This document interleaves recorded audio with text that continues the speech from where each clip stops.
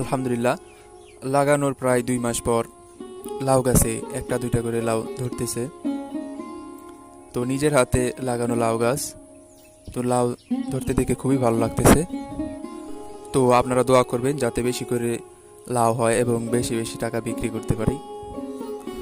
তো যেই লাউগুলো আপনারা দেখতে পাচ্ছেন, এই লাউগুলো 2-1 মধ্যেই পারতে পারো। তো তুলে নিয়ে বাজারে নিয়ে গিয়ে বিক্রি করব, তো দেখা যাক কত টাকা বিক্রি করতে পারি।